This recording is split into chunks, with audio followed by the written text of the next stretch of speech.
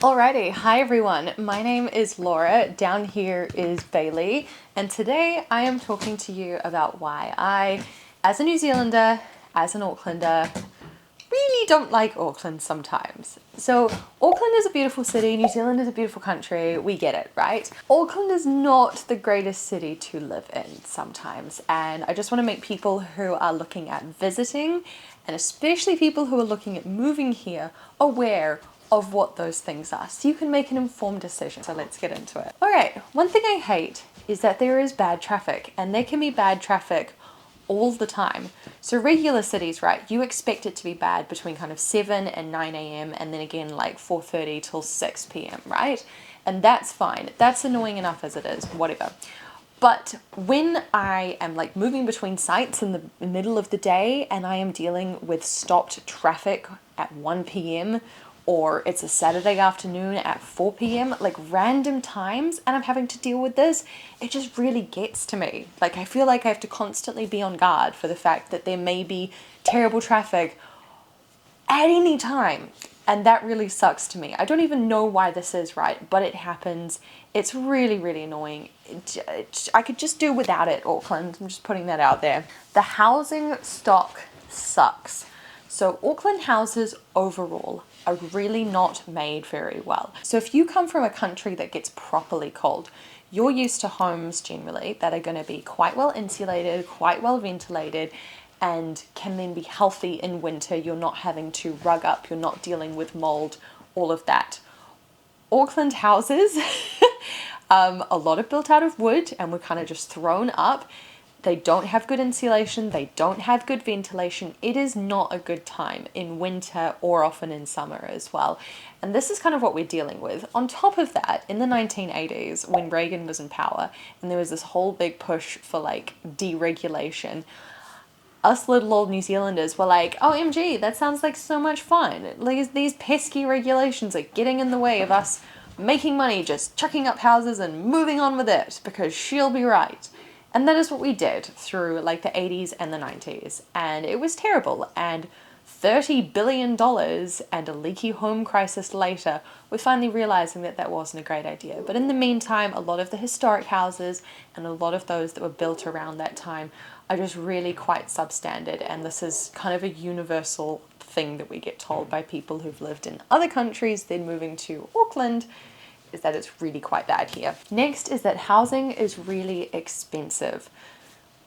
Everyone always says this about every city, but if we look at the biggest measure that they have for this, which is median income to median house price, a good ratio is like 4 to 5 times. So a median house will cost 4 to 5 times the average median annual income, right? That's kind of how it works. Auckland is at like 10 or 11. London is at like 12, right? And I think Vancouver's around there as well.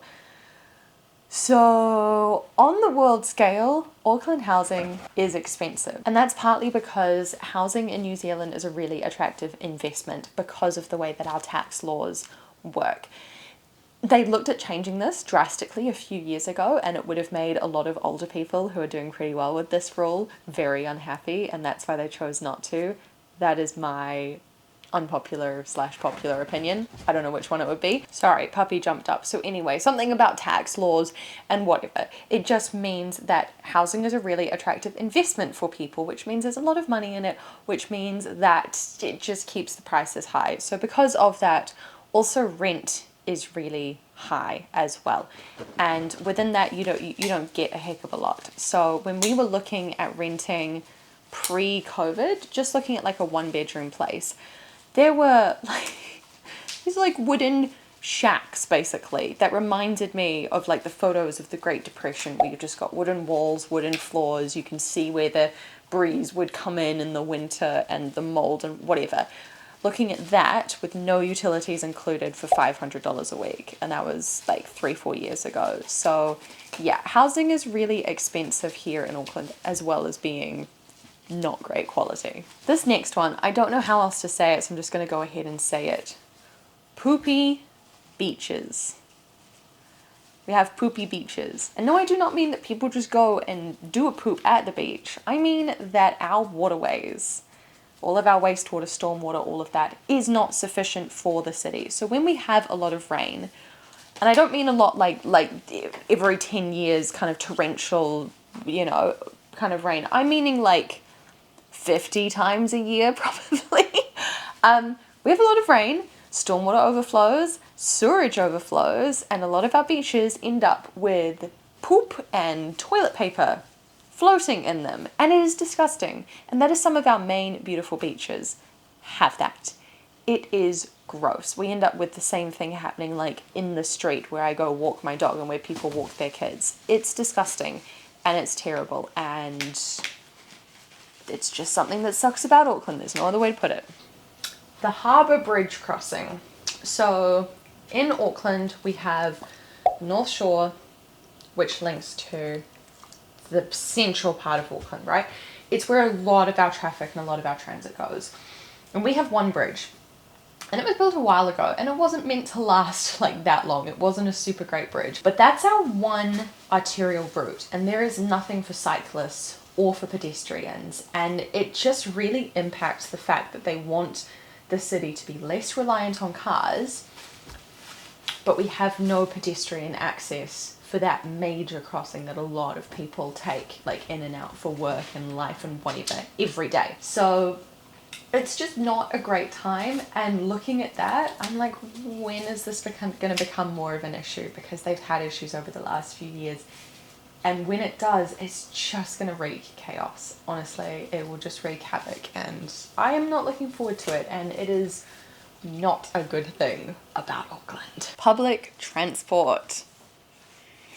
I know some friends from overseas who moved to Auckland and wanted to just get by with public transport. And in a lot of cities you can do that. And people in those cities may say like, oh no, it's so much better to have a car. And you're like, no, you can actually manage pretty decently with just public transport, the occasional Uber. You make it work, right? It is impossible to do that in Auckland. The public transport system sucks so bad. You cannot live without a car in Auckland. And I think the thing that really gets to me, and I think it's like a deep emotional mental thing, is like it sucks so bad, and they're doing small improvements, and then they're saying, see, it's all better now, like it's all good. And we're over here like, no, it's not. It is still nowhere near good enough. Like, it's down here, it needs to be here, right? And you're going, oh, we got it to here, so like it's perfect now. We did it. It's fixed. It's great. Oh, no, it's really, really bad. And everyone who lives in Auckland has horror stories about the public transport. Everyone. It's also really expensive. So when I was living in New York, I could get a month pass for $120. I don't know if that's still the case, but that was a few years ago. To do a month's worth of travel that I do, and I'm only 17 minutes on the train into work and back. I have walking to get there and everything. That is $168 for 4 weeks to just go there and back every day. And I do not live that far, and it's banded. So the further out you go, so if you're doing like a half hour, 40-minute train, it's going to be a lot more. So it's expensive. It gets cancelled all the time. They have track issues all the time. They have strikes all the time. It's just a bad time for everyone for public transport in Auckland. Oh, and if you're a visitor, you can't get like visitors day passes or whatever. You can buy a single ticket, which is like twice the price of getting it on the card that they have. And if you want to get the card, the AT Hop card, that is $10 non-refundable before you pay for any of your trips. It's the worst, honestly.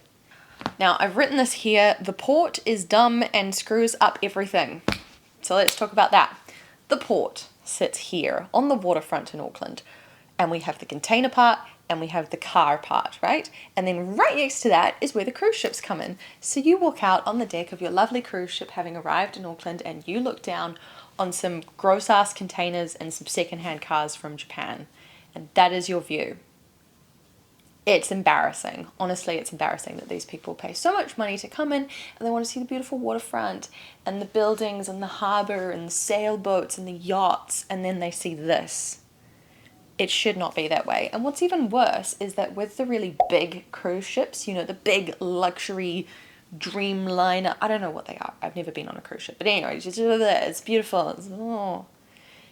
They can't even park like at the port. They have to sit out in the harbour, and then they have these little boats like ferry everyone to and fro. It's so ridiculous. It's really, really ridiculous. And that's only the waterways that get screwed up, right? We do not have a good train system in New Zealand overall. So a lot of what comes into the port or goes out of the port, because we're an exporting country, right? We export a lot of stuff too. It has to all go by road. So you have these roads, and I already said there was bad traffic, right? You have these roads of all these people trying to just live their lives, plus all of this port traffic in one of the biggest ports in the country for an exporting country.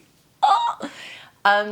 And it's just terrible. It just screws up everything. It's just, oh my gosh, I can't even think about it. Also, I'm sorry, all of these are like infrastructure related. So if you wanted to hear like, I don't know, like cultural stuff, you're probably not going to get it. I'm sorry, I didn't realize this was just going to be like an infrastructure video, but anyway. The CBD is kind of dead. So the main street that goes through central Auckland is Queen Street. At the bottom, you've got Britomart train station, which is a decent train station link, right? And so that area is doing okay. At the top, you've got more of the historic stuff that was always kind of the go-to place. And in between is kind of a wasteland. And it's quite sad because you see photos from like the 60s and 70s, and it's all like these housewives hanging out with their kids and like having a nice time and having an ice cream and just chilling in the city. And it's kind of what I feel like it should be. You know, there's shops there that people go to. They go there to meet up with others and to hang out and to have food and to catch up. It should be a really awesome spot. But they've made it really not car friendly to get into central Auckland now. So the traffic's terrible, the parking is terrible, it's just not a good time for everyone.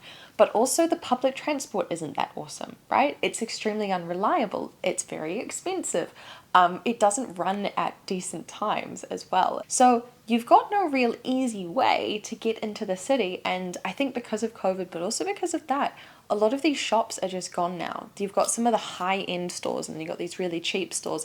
But there's no reason to just go in and hang out in the city, right? Like it used to be much more of a thing, and now it's just not, and it's just really sad. It's just really, really sad. There are other parts of Auckland, like little kind of satellite areas that are really cool, and people will go there to hang out and whatever, but the actual like downtown city bit that should be thriving is just really not, and it's a bit depressing, to be honest. Auckland is really far away from the rest of the world. This is the case for the whole of New Zealand, right? We're kind of in this bottom corner of the world, and if you want to go anywhere else in the world, it's going to take a long time and it's going to be really expensive. And it is how it is. Some people really like that aspect, right? And that can be great. You know, we're away from all the drama a bit, right? Like we're just in our own little corner, doing our own thing, it's fun, whatever. But if you are someone who likes to travel and wants to go and see other people in other places and friends and family overseas, it's just such a mission every time. It's going to be expensive. It's going to take you ages. It's going to be very inconvenient. So it just kind of sucks. And you would probably know that if you're looking at coming to or moving to New Zealand. But I just want to reiterate that, like, yeah, it's not great. If you're living anywhere else, like in the Northern Hemisphere, you are going to have an easier time to be able to travel internationally and see people and see different places. Even Iceland is going to be closer to everything than New Zealand, easily. So just wanted to reiterate that. Even living in Auckland, which is kind of the major city, has the most planes going in and out, it's still really, really inconvenient to get to any other part of the world. All right, so thank you for coming to my rant today, talking about what really annoys me, really does not work for me, that I really don't like about Auckland. With that said, there are some really awesome things, and I think that there's a lot of media out there that kind of shows you the awesome things of Auckland. I could also do that video, but this is the one that I felt like doing today.